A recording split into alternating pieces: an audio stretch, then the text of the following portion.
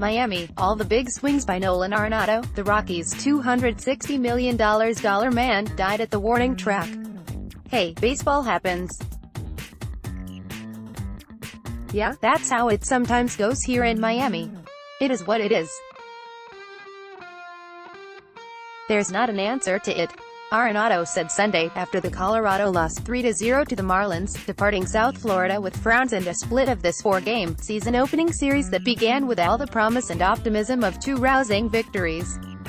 The Rockies got the big stuff right since they turned out the lights at Coors Field for the last time in 2018 by making a huge financial commitment to Arenado, making us all happy with his hefty new contract. But whether Colorado wins 85 or 90 games this season, a 5-game variance that's probably the difference between playing ball in October or going home early, will largely depend on all the small stuff the Rockies got wrong during the stinky back end of this series against the Marlins.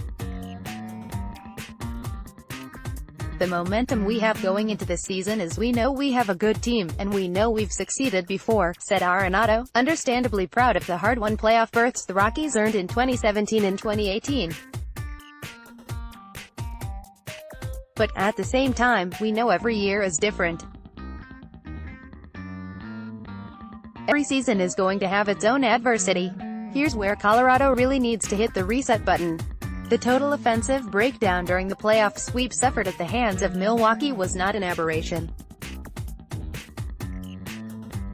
It was the manifestation of a season-long problem when the Rockies batted .225 on the road, the worst hitting performance away from the friendly confines of Coors Field in franchise history. Have the Rockies not learned anything from their postseason flop of a year ago? These two losses in Miami were some of the same old balderdash, when Colorado scored only 3 cumulative runs while hitting .203. After scoring a dozen times to take a 2-0 series lead at Marlins Park, the Rockies fell back on old, bad habits while dropping the final 2 games.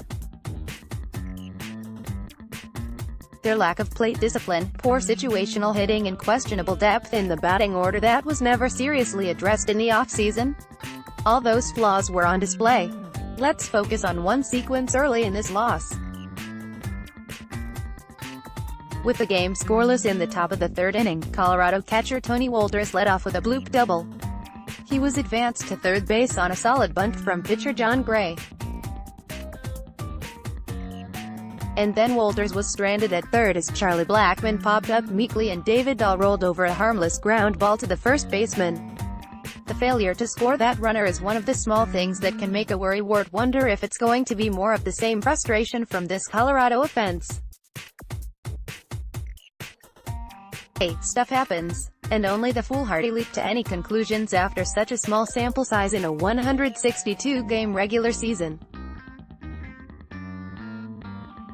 By the same token, it would be unwise to believe that back-to-back playoff appearances gave Colorado any real advantage against the Dodgers or any other foe in the National League once the standings were reset for 2019. What happened last year really has nothing to do with this year. Arenado said. The Rockies departed Miami with one huge question mark that wasn't Gray. Although Gray left in the 7th inning with a cramp and a loss, he displayed enough confidence and poise during a 10-strikeout performance to give hope he has begun to put his meltdown at the conclusion of last season in the rearview mirror. Colorado's biggest concern in 2019 runs counterintuitive for many of us who have witnessed slugfests at Coors Field for so many years. Can the Rockies hit enough to scare anyone?